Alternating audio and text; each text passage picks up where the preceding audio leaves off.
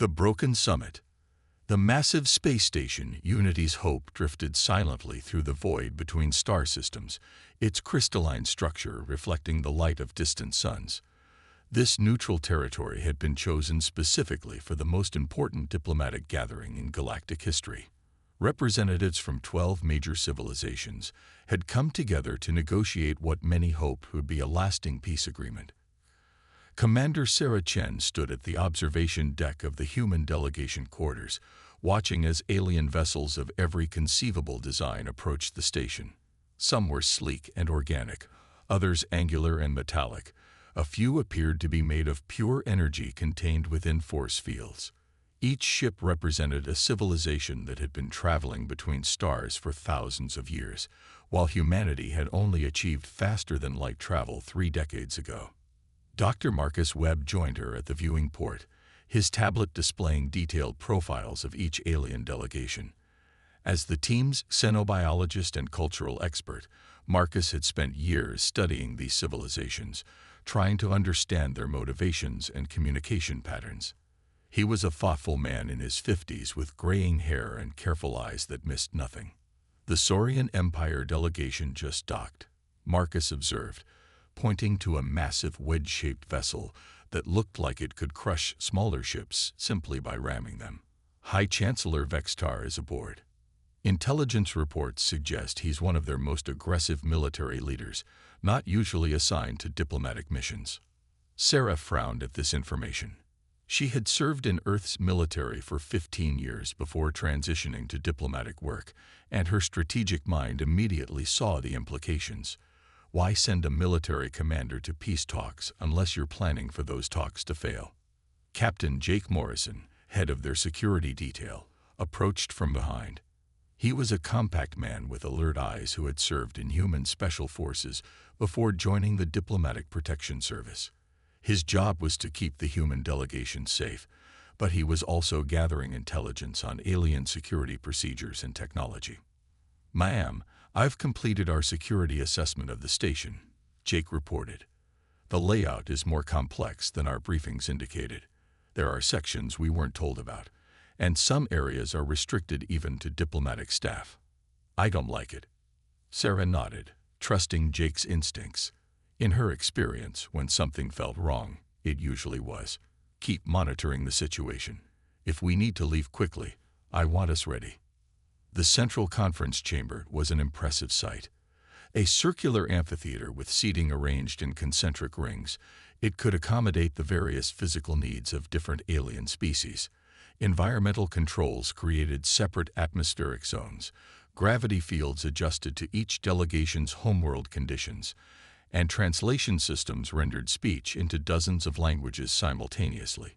Sarah took her place at the human delegation table, flanked by Marcus and Jake.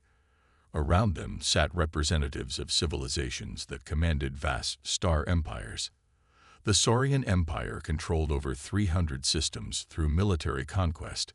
The Ethereal Conclave were ancient energy beings who claimed to have been exploring the galaxy since before most species achieved sentience. The Prime Collective was an artificial intelligence network that had absorbed dozens of organic civilizations into its digital consciousness. High Chancellor Vextar dominated the Saurian section of the chamber. He was nearly 8 feet tall with scales that gleamed like polished armor, golden eyes that seemed to evaluate everything as either threat or prey, and a voice that rumbled like distant thunder when he spoke.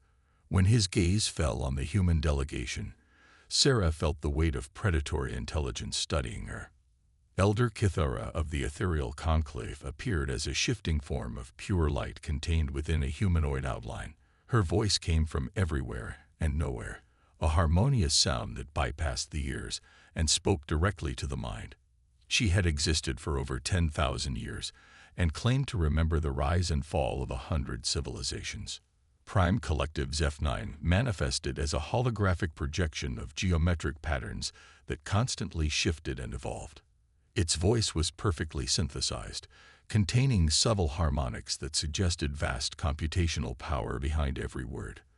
The collective had been expanding for centuries, offering organic species the choice of willing integration or eventual absorption. Station Commander Thylas called the session to order. He belonged to the Neutral Assembly, one of the few multi-species organizations that remained truly independent. His people had built Unity's hope as a place where conflicts could be resolved through words rather than weapons. "We gather because war threatens to consume entire sectors of the galaxy," Commander Thylas announced. "The expansion conflicts between major powers have destabilized trade routes, displaced civilian populations, and brought us to the edge of a catastrophic multi-front war. We must find a path to peace." High Chancellor Vextar rose to speak first. His massive form cast shadows across the chamber as he gestured with clawed hands. "The Saurian Empire seeks only what is rightfully ours by right of conquest. We have brought order to chaos, civilization to primitive worlds. Others encroach upon our rightful expansion paths and must be stopped." Elder Kithara's response came as a wave of harmonious sound. "The young reptiles speak of rights, but show no wisdom. Their crude military expansion disrupts delicate balances that have existed for millennia. They are children playing with weapons they do not understand." Prime Collective Zeph9's hologram pulsed with calculated patterns. "Organic expansion is inefficient and wasteful. The collective offers optimal resource utilization and perfect social order. Resistance to integration merely delays the inevitable advancement of all species." Sarah listened carefully to each statement, noting not just what was said, but how it was said. Her military training had taught her to look for patterns, to identify the real objectives behind stated positions. Something bothered her about the way these three major powers were positioning themselves. Their arguments seemed almost rehearsed, as if they were performing for an audience rather than genuinely negotiating. The smaller civilizations tried to contribute their perspectives, but the major powers largely ignored them. The peaceful traders spoke about protecting commercial routes. The Scientific Brotherhood wanted to preserve research colonies. The Garden Worlds Collective sought guarantees for their agricultural systems. All were dismissed as irrelevant by the three dominant voices. Marcus leaned over to whisper to Sarah, "The rhetoric patterns are unusual. I'm seeing coordination in their talking points that shouldn't exist if they're truly opposed to each other." As the days passed, Sarah's suspicions grew stronger. The three major powers would engage in heated debates during formal sessions, but she noticed subtle signs of coordination. Breaks were called at convenient moments. Arguments seemed designed to reach specific conclusions. Most tellingly, none of the three ever directly challenged the others on certain key points. Jake had been using his security clearance to monitor station communications and reported disturbing findings. "I'm detecting encrypted transmissions between ships from all three major delegations. They're using protocols that suggest long-term cooperation, not recent contact." On the fifth day, Marcus made a breakthrough. His cultural analysis software had been processing speech patterns, body language, and negotiation tactics from all the sessions. "Sarah, you need to see this. The linguistic analysis shows that these three powers have been coordinating their statements. The probability of natural convergence in their rhetoric patterns is less than 1%. Sarah studied the data with growing alarm. "They're not enemies at all. This whole summit is a performance." Jake's expression darkened. "But why? What do they gain by pretending to be in conflict?" The answer came during the night shift when Jake intercepted a partially decoded transmission between the three major fleets. The message was brief but chilling. Phase 1 complete. Human delegation isolated. Proceed to Phase 2 on schedule. Sarah felt her blood run cold. "We're not mediators here. We're the target." Marcus quickly accessed his database of recent galactic events, cross-referencing them with the intelligence they had gathered. "Look at this pattern. In the past 2 years, 17 smaller civilizations have simply disappeared from galactic communications. No distress calls, no diplomatic protests, just gone. We assumed they were staying neutral in the conflicts, or they were being eliminated," Sarah realized. One by one, quietly, while everyone's attention was focused on the supposed war between these three powers, Jake was already moving toward their communication equipment. "We need to warn Earth immediately." But as he activated their long-range transmitter, alarms began blaring throughout the station. Emergency lights bathed the corridors in red, and Commander Thylus's voice echoed over the communication system. All delegations remain in designated areas. Security protocols are now in effect. Through the viewing ports, Sarah could see massive alien warships dropping out of hyperspace around the station. Saurian Empire vessels, ethereal conclave energy ships, and prime collective geometric constructs surrounded Unity's Hope in a coordinated formation that had clearly been planned in advance. High Chancellor Vextar's voice boomed over the station's communication system, no longer maintaining any pretense of diplomatic courtesy. Attention all minor civilizations. The Great Compact has been established between the Saurian Empire, Ethereal Conclave, and Prime Collective. The galaxy will be divided between our three powers for optimal administration. Compliance is mandatory. Elder Kithar's harmonious tones joined the announcement. Resistance is futile and wasteful. Your civilizations will be integrated according to your species' optimal utility. The human delegation will be processed first as an example to others. Prime Collective Zeph9's synthetic voice completed the ultimatum. Organic species will be evaluated for integration potential. Those deemed suitable will join the collective. Others will be assigned roles appropriate to their capabilities. This process begins immediately. Sarah realized they had walked into a trap that had been months or years in the making. The peace talks were never meant to succeed. They were a way to gather representatives from all the galaxy's smaller civilizations in one place, to announce the fait accompli of the three-power alliance and begin the process of subjugating everyone else. Jake was frantically working at their communication station. I'm trying to punch a message through to Earth, but they're jamming most frequencies. Keep trying, Sarah ordered. Even if we don't make it out, Earth needs to know what's coming. Marcus was studying the tactical display showing the alien fleets. There are over 200 ships out there. This isn't just a diplomatic coup, it's a full military operation. They've been planning this for a long time.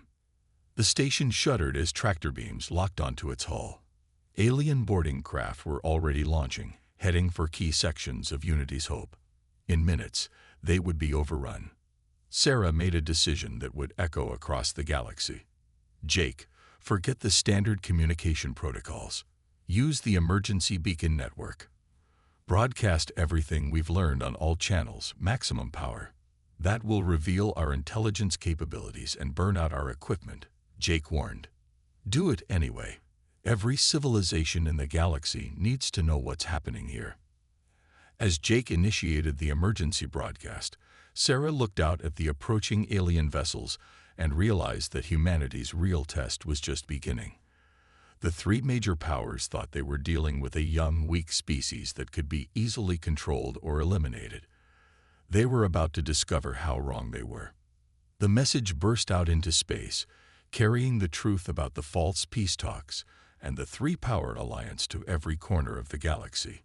It would reach Earth in hours, giving humanity precious time to prepare for what was coming. But as the alien boarding parties cut through Unity's Hope's hull, Sarah knew that the galaxy's power structure was about to change forever. The question was whether humanity would be among the victors or the victims when the dust settled. The human response.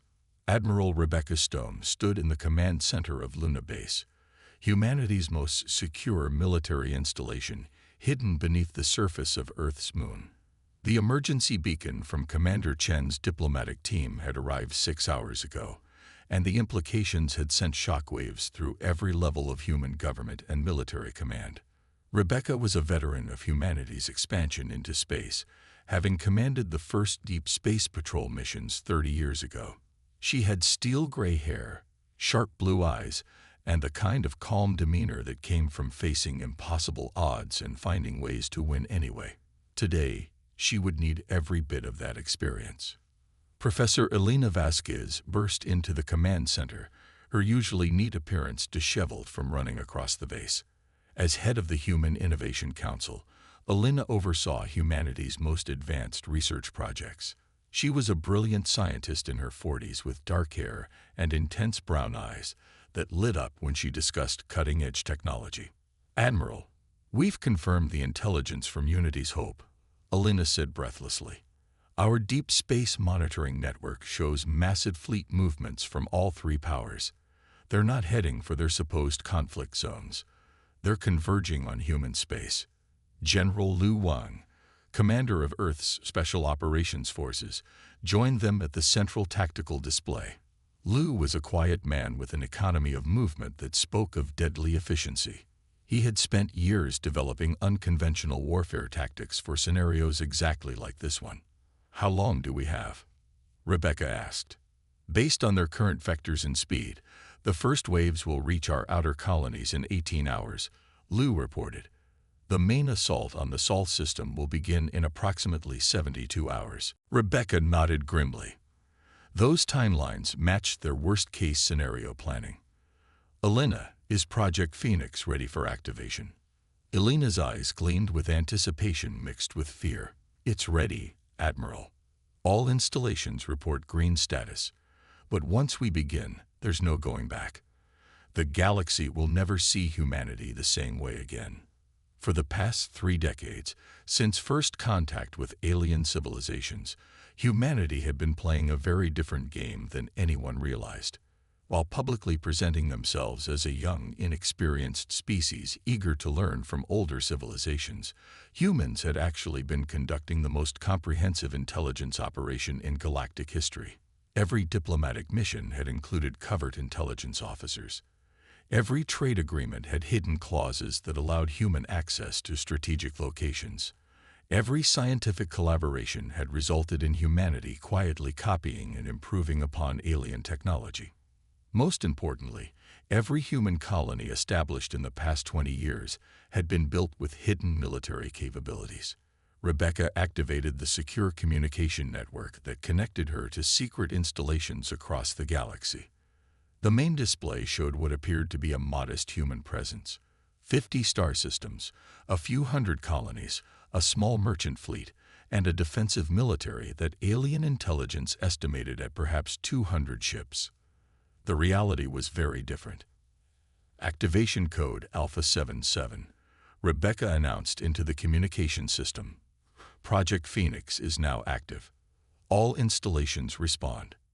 Across the galaxy, responses began flooding in. What the aliens had cataloged as research stations revealed themselves as heavily armed fortresses. Mining operations that had appeared to extract basic metals were actually producing advanced warship components. Scientific outposts that claimed to study stellar phenomena had been building some of the most sophisticated weapons systems ever created. Colony manager David Hendricks reported from Kepler Station, supposedly a small agricultural settlement. "Admiral, we're ready. 47 combat vessels powered up and ready for launch. Orbital defense platforms coming online." Captain Maria Santos checked in from the Procyon mining facility, which aliens believed was extracting common metals. "All systems green, Admiral. Our industrial replicators have been producing ship components for 15 years. We can launch a full battle group in 6 hours." The reports continued pouring in. The asteroid mining operation in the Alpha Centauri system revealed itself as humanity's largest shipyard. The scientific research station studying gas giant atmospheres unveiled a weapons testing facility that had been developing technology specifically designed to counter alien defenses. Belina pulled up the real numbers on the tactical display. "Admiral, we have over 1,800 combat vessels of various classes. 57 hidden military installations, manufacturing capacity that exceeds anything the alien powers suspect, and weapons technology they've never seen before." General Liu smiled grimly. "Plus 300,000 special operations personnel who have been infiltrating alien space for the past decade. They're already in position at key targets throughout Saurian, ethereal, and collective territories." Rebecca studied the strategic situation with professional satisfaction. Humanity had learned from history that being underestimated was often an advantage. While alien civilizations saw humans as newcomers to be either patronized or ignored, humanity had been preparing for exactly this scenario. "What's our technological edge?" Rebecca asked Elena. Elena's presentation showed technical specifications that would have shocked alien military analysts. Our quantum tunnel drives are 30% faster than anything in alien fleets. Our adaptive armor systems can reconfigure to counter energy weapons, kinetic projectiles, and exotic matter attacks. Most importantly, our AI integration allows for battlefield coordination that the aliens can't match. The key to humanity's hidden strength was their approach to artificial intelligence. While the Prime Collective had absorbed organic species into their network, and other civilizations either feared or crude-like controlled their eyes, humans had developed true partnerships with artificial intelligences. Human creativity combined with AI computational power had produced technological leaps that seemed impossible to alien observers. Araya, humanity's primary AI partner, materialized as a hologram next to Elena.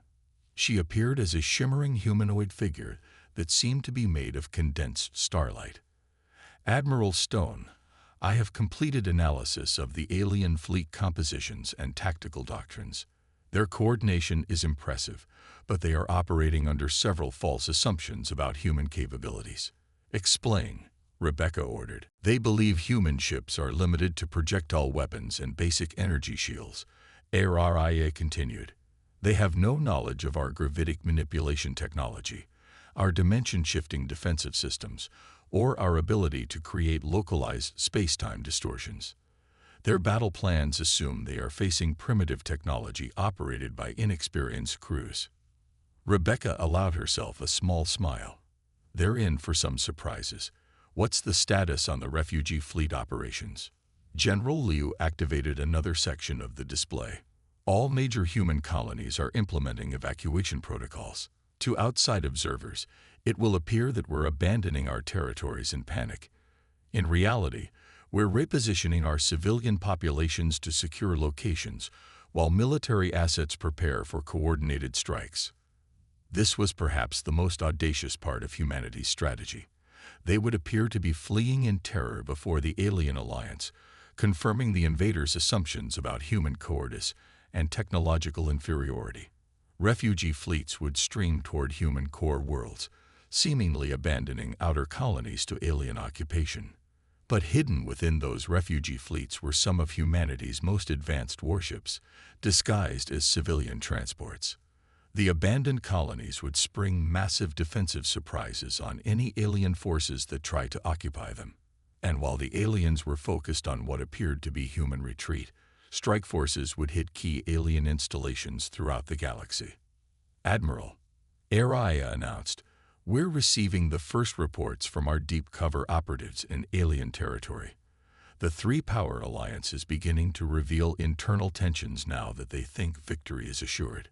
The display showed intelligence reports from human agents who had spent years working within alien civilizations. The Saurian Empire's military commanders were already arguing about who would get the most valuable human territories. The ethereal conclave was discovering that their ancient rivalries couldn't be completely suppressed even for mutual gain. The Prime Collective was calculating whether to honor their agreements with organic allies or simply absorb them once human resistance was eliminated. Professor Elena studied the data with professional interest. Their alliance is one of convenience, not trust. If we can make their conquest of humanity more costly than expected, those tensions could tear them apart. Rebecca nodded. That had always been part of the plan. Humanity couldn't win a straight military confrontation against three galactic powers, but they could make the cost of victory so high that the alliance would fracture under the strain. Begin Phase 1 operations, Rebecca ordered. I want our first strikes to hit their supply lines and communication networks simultaneously.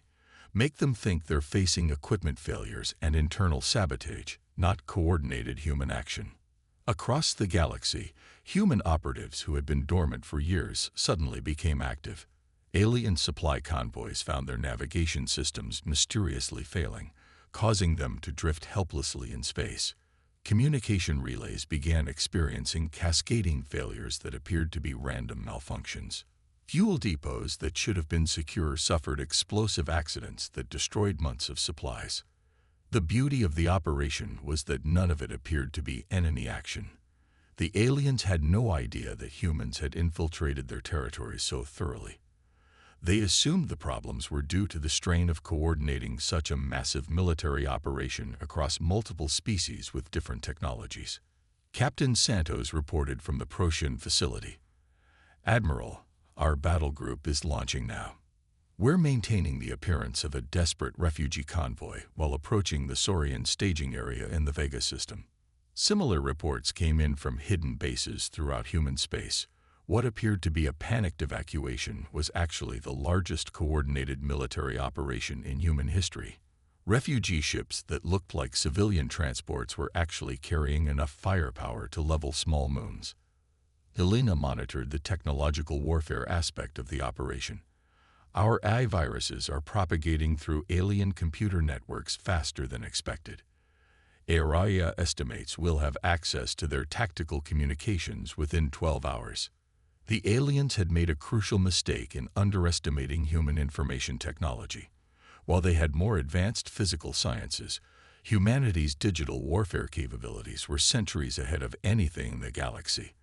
The same AIs that helped design human weapons were now infiltrating alien networks with surgical precision." General Liu coordinated the special operations aspect of the campaign.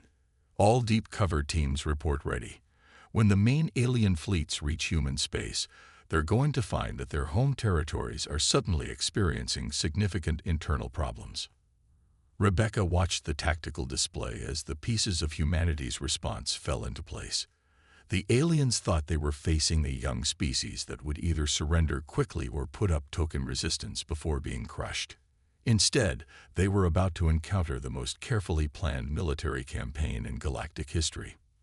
"Remember," Rebecca addressed her command staff, "our goal isn't just to survive this attack. It's to make sure that no alien power ever again thinks of humanity as weak or expendable. When this is over, we want to be seen as equals, not victims."